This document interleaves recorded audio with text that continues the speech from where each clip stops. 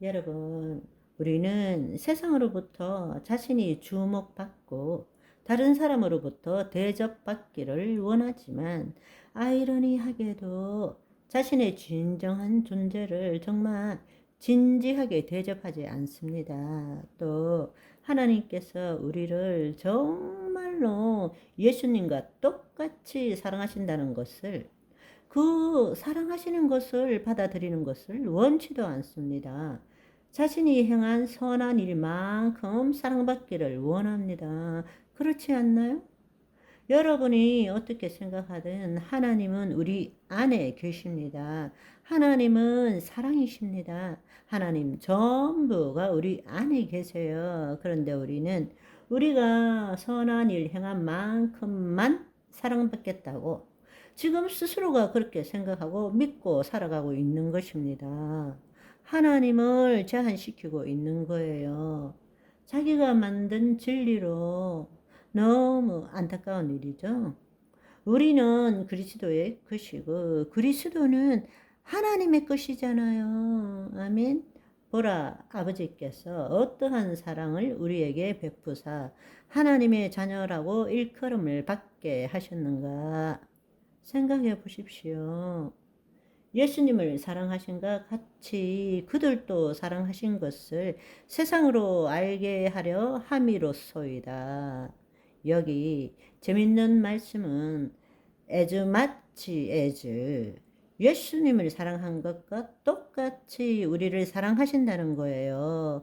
그런데 우리는 못 믿어요. 그 사랑을 누려야 되는데 내가 판단하고 있는 거예요. 자신의 처지와 환경과 자신의 인격과 능력에 기초해서 자신을 판단하고 있는 거예요. 너무나 어리석은 일이죠. 하나님이 사랑이시라면 우리도 사랑입니다. 아멘. 여러분의 생각과 감정으로 판단하기 때문에 그것은 진리도 아니고 실제도 아니고 나도 아닌데 지금 속고 사는 것입니다. 누가 뭐래도 우리는 사랑이에요. 나는 하나님의 사랑입니다. 내 생각과 내 느낌이 어떠하든 간에 나는 하나님의 사랑입니다. 아멘. 문제는 우리 영 안에 하나님의 사랑 전부가 있는데 내 몸이 경험하지 못한 것이죠. 내 생각이, 내 감정이, 내 신체가 경험하지 못한 것 뿐입니다.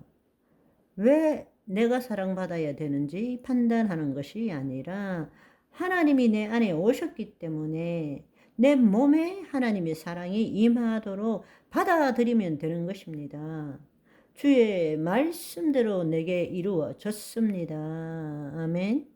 내적 소명이 얼마나 중요한가.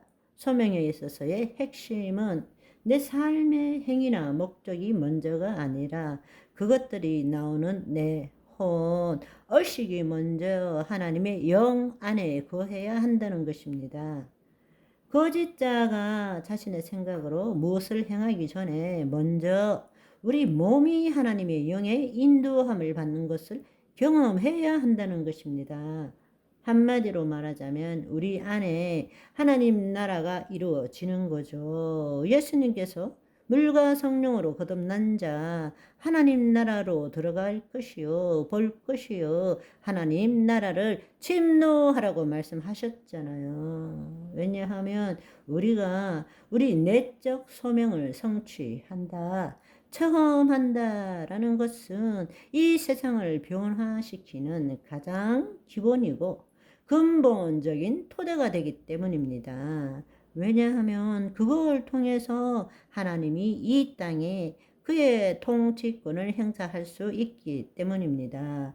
이 땅에 하나님의 통치가 이루어지도록 하는 기초를 건설하는 것이 우리가 내적 소명을 이루는 거예요.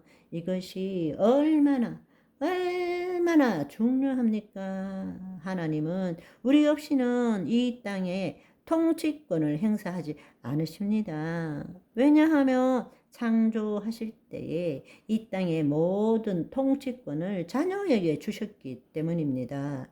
우리도 하나님 없이는 이 땅에서 할 수 있는 일이 아무것도 없는 거예요.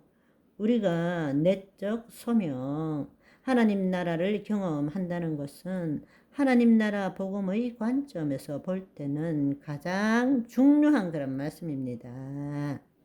우리가 하나님 나라를 경험할 때 비로소 하나님은 이 땅에 그의 통치권을 행사하시고 마귀의 일을 멸하게 된다는 사실입니다. 아멘.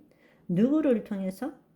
우리를 통해서 혼의 구원을 통하여 의식이 전환이 이루어지고 우리 몸이 하나님의 생명을 경험하도록 혼이 허용하면 그게 바로 내적 소명을 이루는 것이죠. 우리가 그리스도 안에서 살아가면서 행하는 모든 행위들에 그때부터는 내 능력, 내 지혜가 아니라 하나님의 영광이 하나님이 개입하시는 일이 된다는 것입니다.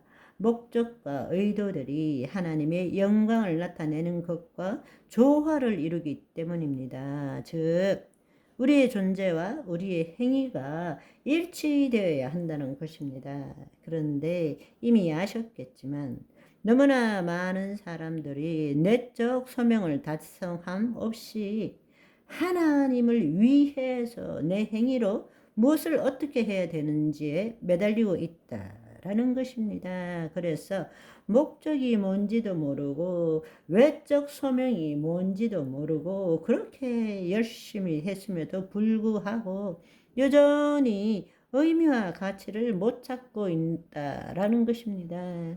그게 왜 그러느냐? 내적 소명을 이루지 못했기 때문입니다.